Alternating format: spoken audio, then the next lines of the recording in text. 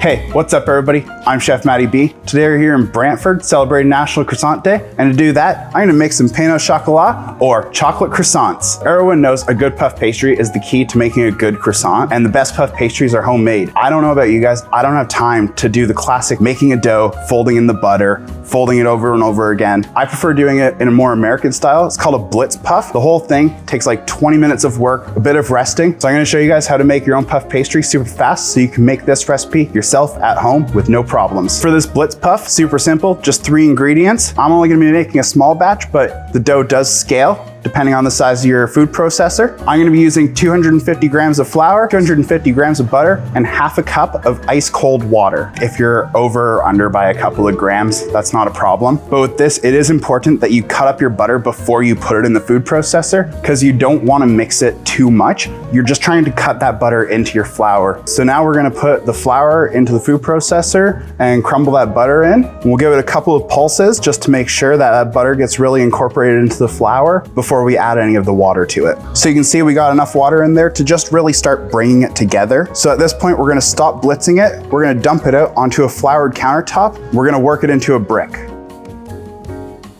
I'm gonna pull out the rolling pin, and the nice thing about Blitz Puff is I can do my first 2 folds right now, fresh out of the blender. You don't have to let your dough rest before adding your butter, because your butter's already into the dough. You'll notice I'm doing a pressing motion and not a rolling motion, because I'm not trying to stretch out those gluten strands, I'm just trying to flatten it at this point. So once you have it flattened out so it's a little longer, you're gonna start folding it into thirds, just like you would a little brochure. So at this point now, you can take your dough. We wanna get it into the fridge so that the butter doesn't get too soft, but you also wanna let the dough rest. I'm just gonna wrap it up in some plastic, throw it in the fridge, and let it rest for half an hour.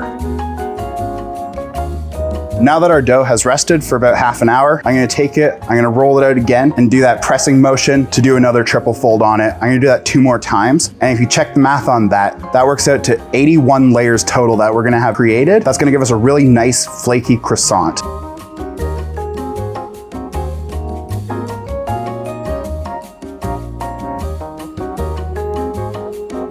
And then once again, we're gonna wrap that in plastic and back into the fridge for another 30 minutes. Now our dough's all nicely rested again, and we've got all the folds in it that we need. Now we can go into our final preparation of rolling it out, getting it cut, and getting our chocolate in it. So once again, just a little bit of flour. We don't need as much this time. And I'm still gonna do that initial pushing, but I am going to also roll this time. I'm not gonna stress so much about only pushing down on the dough. The big thing is you wanna make sure that you're rolling it in a square shape. You don't want it becoming a circle, because we are gonna be cutting these into strips so we can roll them. And a circle, you're just gonna have a lot more trim. So just trying to keep it as square as possible while you're rolling it is kind of important. And if at any point it starts sticking, just add a little bit more flour. So now we got a nice sheet, and don't be afraid to give it a little pull to make sure it's all squared up nicely. And you want it to be about 1 foot wide. That's gonna give you enough space to roll it and get nice layers as you roll your croissant. The width doesn't matter though, it just depends on how big you want your croissants to be. So with this, now I'm gonna square off the edges, and I'm gonna cut them about 4.5 to 5 inches wide. I like a nice big croissant.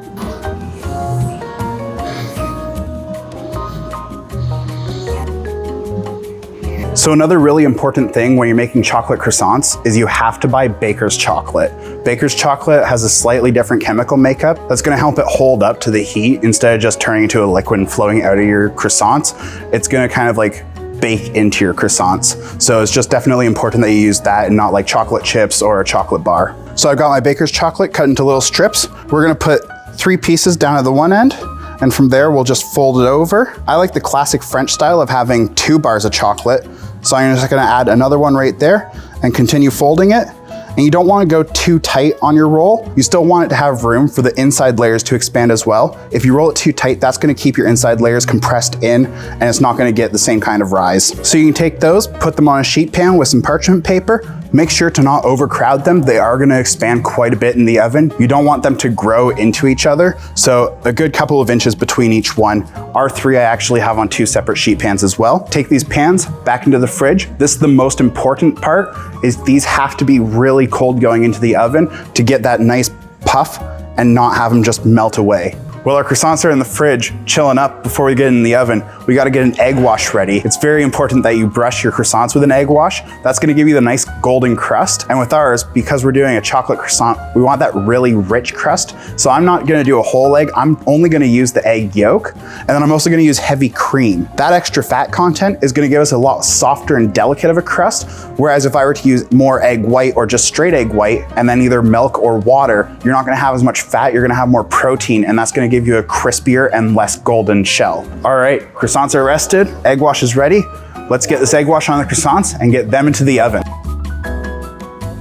It is very important before you do this, your oven's up to temp. So we're looking for 425 degrees Fahrenheit because you want these croissants to be as cold as possible going into the oven. You don't want that butter to melt out. You want it to instantly go to steam to really puff up your croissant, which means you need cold croissants and super hot oven.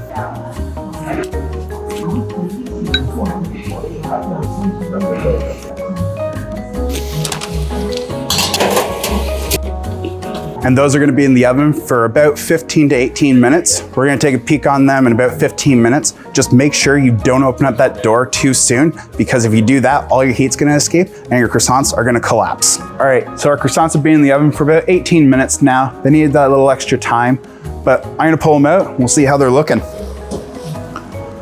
Those look beautiful. It really gave it that nice golden brown crust on the outside. Not too hard, a little delicate. And that's from that egg yolk and cream instead of using the water and the egg whites. We don't want to bite into them quite yet. And I also like finishing mine with a little icing sugar. If you put them on while it's hot, that's just gonna all melt off. You let them cool and you'll get that nice powdery coating on the outside too.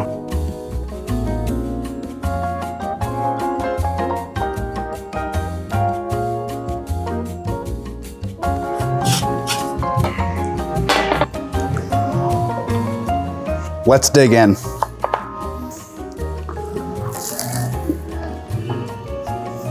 Those are really good. They're flaky, they're crispy, the chocolate is nice and melty. So try out this recipe at home. There's no better way to celebrate National Croissant Day than some pain au chocolat. We'll see you guys next time.